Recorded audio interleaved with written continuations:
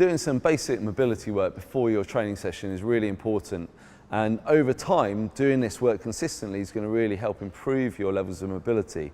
This is also really good stuff to do before a bike ride or to incorporate into your daily routine. So we're just going to work from the ground up through a pretty basic routine, but you should try and tick all of these off. Remember, if any particular body parts are giving you issues or you feel restrict you in your riding or your training, then spend some more time on them or look into finding some more in-depth mobility work to do for that body part. So I'm going to start at the bottom here. We're going to start with the ankles. So I'm just going to use the upright here, but you can use a wall or something. All I'm going to do is keep the foot flat on the floor and push the front knee forwards towards this wall. Now the key here is that stays on the floor. We don't want any lifting. As I push forwards here, you can really see I'm taking my ankle right to its limit. I'm going to hold it for a few seconds, ease it off, and then repeat. If I show you head on, I'm just going to kneel down. What we're looking to do is that the knee needs to stay over the foot here as I push it forwards into the wall or pole. A lot of people, when they do this, the knee's going to track across here on the inside of the foot, and then we're not really going to achieve what we want, and it puts the knee in a bad position. Make sure that stays nicely lined up as we do the mobility work there. So we're now going to do just a basic hamstring, bit of hamstring sort of stretch mobility kind of thing.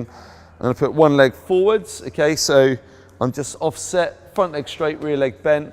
I'm just going to gently come down, 1, 2, and up. Small step, front leg straight, rear leg bent, 1, 2. And we're going to carry this going. So this is a marching hamstring. 1, 2, and up. 1, 2, and up. So you're just getting a gentle stretch, but because we're about to train, we don't really want to hold that stretch for a long time. So you just go to the limit, take a deep breath, couple of seconds, step, go again. We're now going to work more around the hip area. We're going to start with the hip flexors, which are the muscles across the front of the hip here, and they can get tight if you're sitting down a lot and if you're riding bikes a lot. So I go into a half kneeling position, and the key thing here is that when I'm in this position, I want to squeeze my bum real hard, like really hard, and then push hips forward until you feel the tension in the front of the hip here. If you don't squeeze the bum, then what happens is you push forward and end up in a horrible big arch and then just pressure on your back. So squeeze your bum, tuck the pelvis under, push into it, feel stretch, and off. Squeeze, push into it, feel it, and off. Okay, just to really loosen that up, especially if you've been doing a lot of driving or sitting in the office all day. We're now going to do like a glute stretch, so bum basically, and really opening up those hips. So you might have seen this one in yoga, it's called pigeon. I'm going to come in a press up position, bring one knee up under the chest, and then lay it down here. So see how the foot comes up here. Now, I prefer sitting upright like this. Some people may prefer going down and laying over that front leg. Okay, so going to hold it for a few seconds. Change it up. Okay, I'll show you from the side. So the knee comes up, a little rotation, place it down.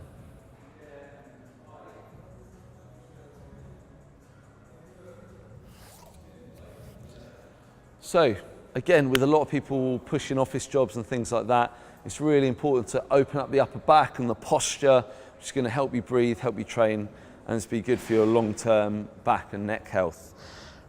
And kneel down, knees apart, hands forwards and together, and then I'm going to sit my bum back on the heels, drop the head down towards the mat,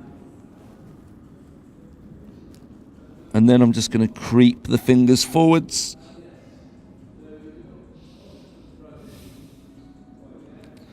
And just breathing nice and deeply.